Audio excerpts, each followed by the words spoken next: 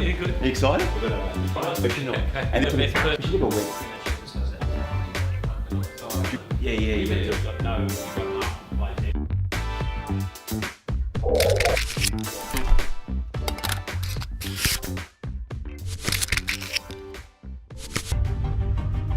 So, Maddie, I don't know if we're a bit rusty, but we got past episode 1 and we're into episode number 2. Seems like only yesterday, Clouds. Mate, it does only seem like yesterday, Maddie. I got to tell you. But, mate, did you have fun with the first one? Oh, it was awesome. Yeah, we're going to check up on Angela at some point, see how she's going into 100%. 2018. So, market changing. If you've missed out on episode 1, make sure you check it out. It's all about, getting that mindset right. And a couple of things that you can do to just get your momentum and get that right mindset and beliefs that you need for 2018. Yeah, 100%. To have a killer year. It was great content. So listen, are you ready for call number 2? Let's go. Okay, well, we've got the phone here, so we better get this happening. We've got Ben Lawson about to, let me just pull his number up here that we've got. So, Matty, Ben Lawson is from Lake Macquarie, small little boutique office, and he's got a pressing question, so let's find out what it is.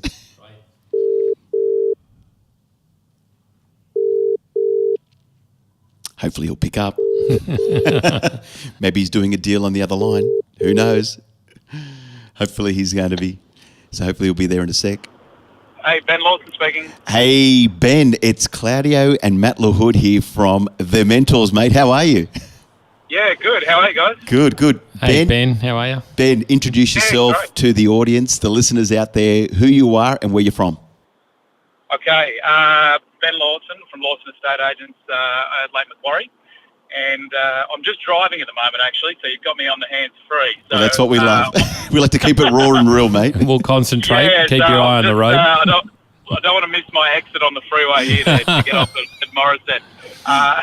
Awesome. And tell us a little bit about how big your office is, how many salespeople, PM. Just give us a quick overview. Because you're a principal, right? Great. Yeah, so I'm the principal of the office. We've got 8 people working in our office.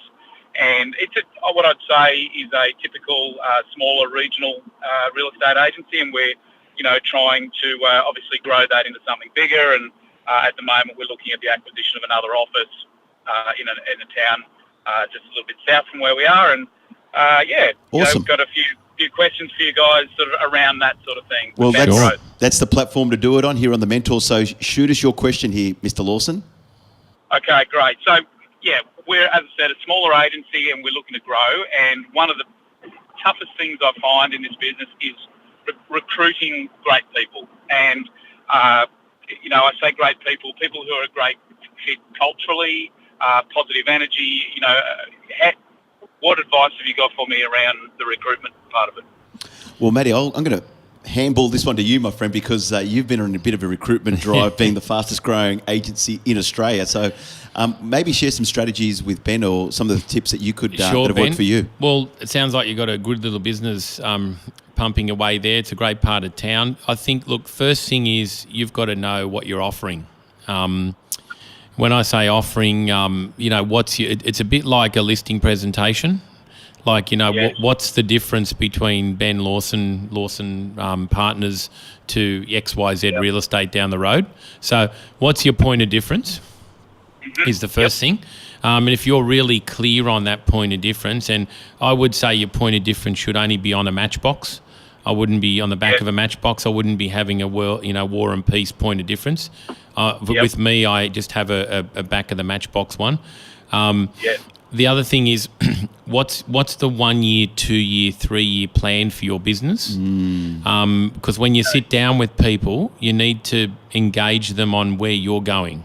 Yeah. So you've got to draw the picture for a new recruit. Say it's not about today, it's not about tomorrow, it's about what's happening to this business in 3 years. So what you want to do is you're selling, because people don't come in to come over for the next year. They want to see what Ben Lawson's program is going to be for the next 3 years. Right? So I have a 3 year plan and a 5 year plan for our business. And when I sit down with a recruit, I go through that 3 year plan and I tell them where I'd really like the business to be in 5 years. And I'm a startup at the moment, so it's easy for me to do that. But how long have you been in business for? So our family's been in business now for 30 years next year, and I started in 1996. But to be honest with you, I want to view my business like a startup. Well, that's great. Great. I was you just know- going to suggest that to you, so that's awesome. Yeah, because, I can't be living in the fact I've been doing this 15, 20 years. That's in the past. I've got to be trying to keep up with what's happening over the next 10. And yeah, that's the focus. So a couple of things. Your number 1 and 2 agents, are they family, or are they what? Tell me who they are. Yeah, so number 1 agent is Kerry, who works with us there, and then obviously I'm a selling principal myself. So that's I guess where the core of our sales business has always been. But I really want to be able to move away from being a selling principal to someone who's driving the business forward. And All right. recruiting So you've just told me your business plan. So there it is. So if I was sitting down with somebody tomorrow, I'd be saying, look, how many properties do you sell a year, Ben? Myself? Yep. Yeah, 30 to 40. Okay, well, that's awesome. So you should be easily to be able to recruit. So what I'd be doing is I'll be sitting down with your top 3 potential recruits and I'd be saying to them, look, here's my business plan. It's on the back of a matchbox, really simple. I want to exit out of selling day to day in the next 2 years, and I'm looking for somebody to hand over 40 listings to. Are you interested in taking any of them on? Yeah. Yeah, great. Right? So, Right. I mean, Yep. you're not going to have too much resistance to that, right? No. So yeah. there's a point of difference straight away. The second thing is Yeah. that top agent you've got working with you, you need to include them in the recruiting conversation. So are they family, or are they just a real, like, been with you a long time? What's the story? Yeah, how long have they been with you? Yeah, 10 years now. Okay, they're not part of the business, or not. No, not part of the business. Okay, so currently, no. here's what I'm going to suggest to you to do is I would include them, make it an inclusive thing. 10 years is a long time. That's good loyalty. I'd speak to them about assisting you in the process of being able to help, because the people would be looking at that person saying, wow, that's the top agent. If the agents coming in have some exposure to you and her, that would be a big thing. So maybe there can be an easy incentive placed on from you handing over those listings to somebody coming in, maybe sharing part thereof to that person to help onboard that new person. So it's an inclusive process rather than an exclusive process. Yeah. Yeah. Good point. Yeah, I like that. Because a lot of Yeah. people won't join Ben if they feel that, like, the 2 top agents are swallowing the market share up. I'm not going to be. That's A right. lot of people have fear around, I'm not going to be able to get any runs on the board, right?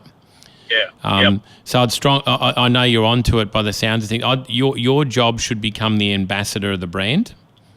Yes. Your job should become I liken your role to my role in the agency is simple. I list as well. I got heaps of old clients, right? I just listed a house yesterday for $7 million.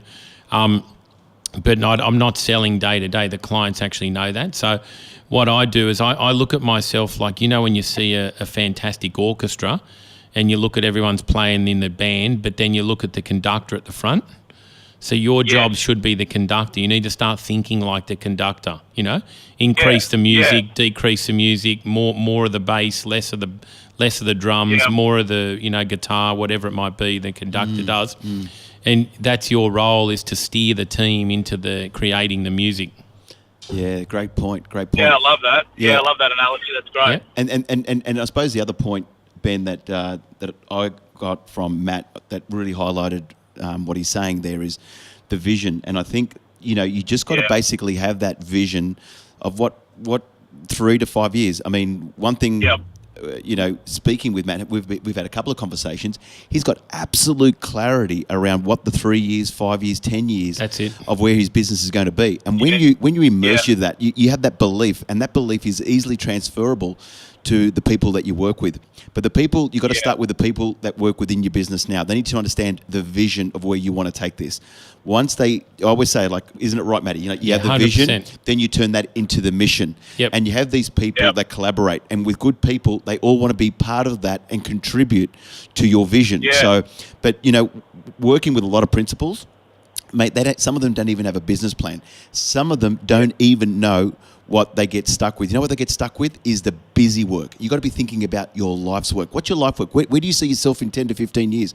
Because if you don't know where you're going to be in 10 to 15 years, you're getting stuck in the day-to-day of listing every day. And Yep. and you've heard me say this, right, Ben? Either you're going to be building a business, becoming an entrepreneur, or you're selling a service. And selling a service That's right. is going out every day and just listing and selling. You'll come back Yep. in 20 years' time and going, I haven't grown. All I'm doing is doing the service. You've got to be thinking like an entrepreneur or thinking about building a business. Once you have that shift in your mindset and you are very absolutely clear about the next 10 to 15 years, your people follow you. Because they know. You think of the great leaders, Nelson Mandela. You think of Steve Jobs. You think of the guy from Microsoft. What was his name? Bill Gates. Bill Gates.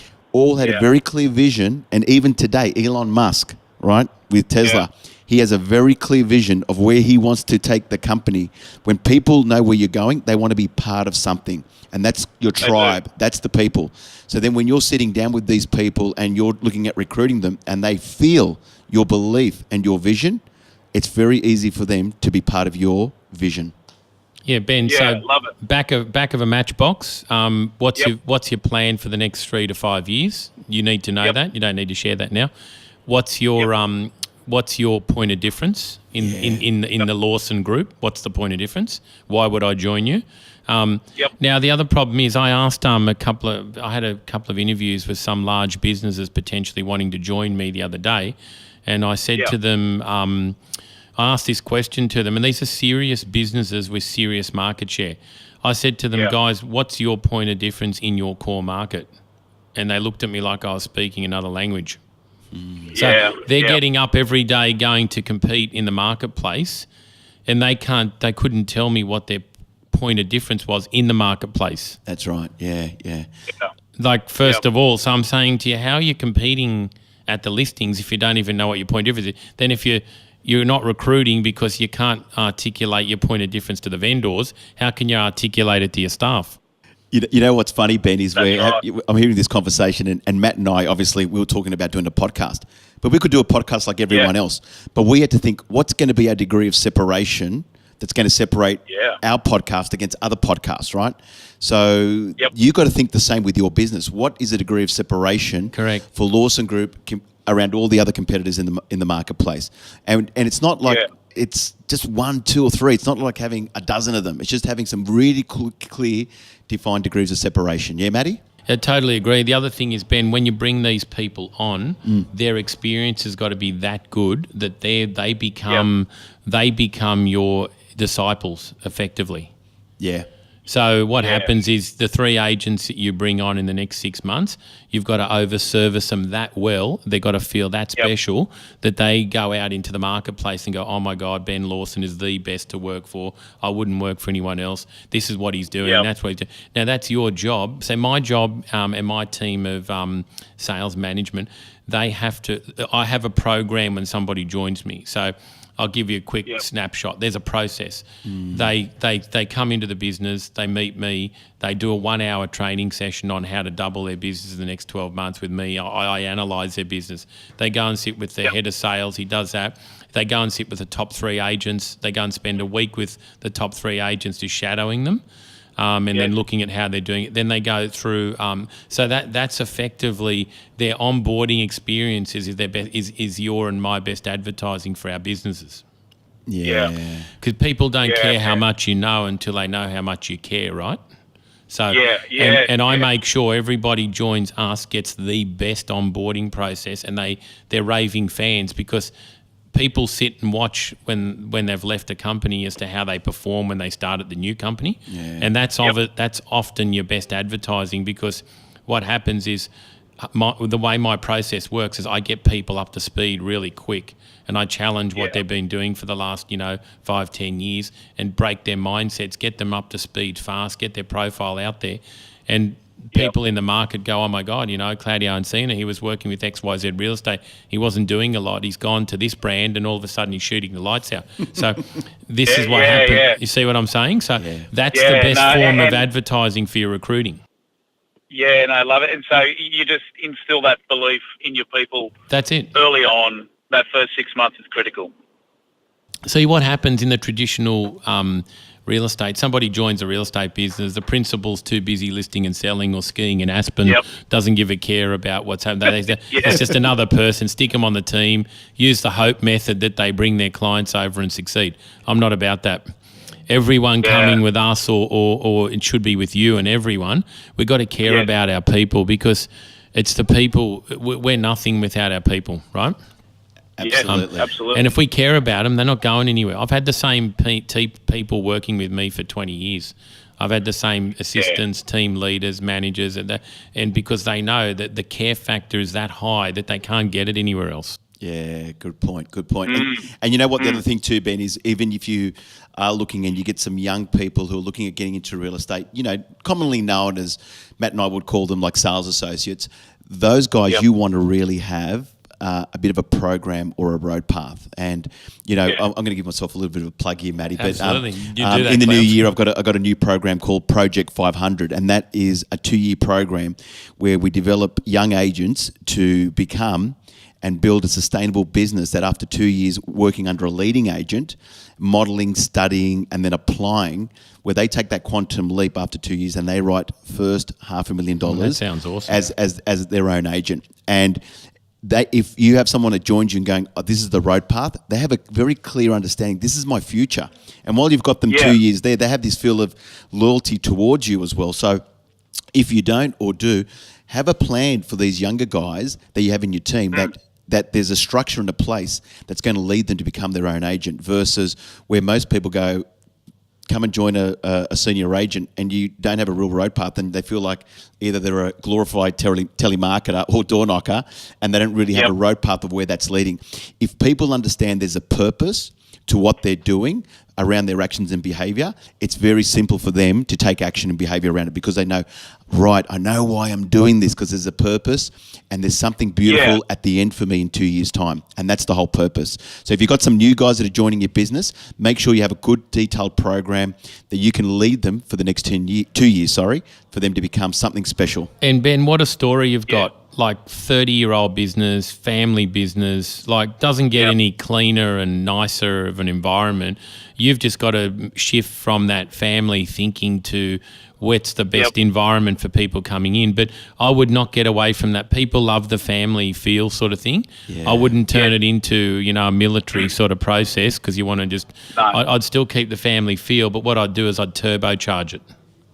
Yeah, okay, yeah. Hey, Ben, have we answered your questions today? You have. You've blown my mind. I've pulled over on the side of the road now. So I'm glad we got your attention. I love it. And I'm glad we didn't. I'm glad we didn't call you in double demerit time either, out from Christmas. Or you were in an accident, but that's good. Hey, Ben, thank you so much for joining us on episode 2 here of The Mentors. Thank you for the pressing question and joining us. And mate, we may check in with you later on in the year just to see how things are going with your plan and your vision and recruiting, because we might you might come back on the show later on in the year in 2018 and see how things are travelling for you. Okay. I'd love to. Thanks, guys. Yeah, Ben, I'd like to hear how your success goes, Ben. Good luck. All the best. Yeah, pleasure. Okay. Cheers. Okay, bye. Ben, thanks so much. Hey, Matty, we've just nailed episode 2. Can you believe that? Clouds, that was awesome. I think Ben got some good content there. It's great to hear his story. I hope he really actions it. Yeah, exactly. All right, we're going to be heading into episode 3. Make sure you guys share this, tag someone else on it that you think can benefit from today's episode, or just join our little tribe, the Mentors. Catch you next time. Got something great from this episode? It would mean the world to us if you passed it on. Tune in each week as we mentor a new agent. Have a question? Want to be on the show? Get in touch with Claudio Encina, Matt Lahood, or visit our Facebook page. The Mentors is brought to you by Sprinkler.media.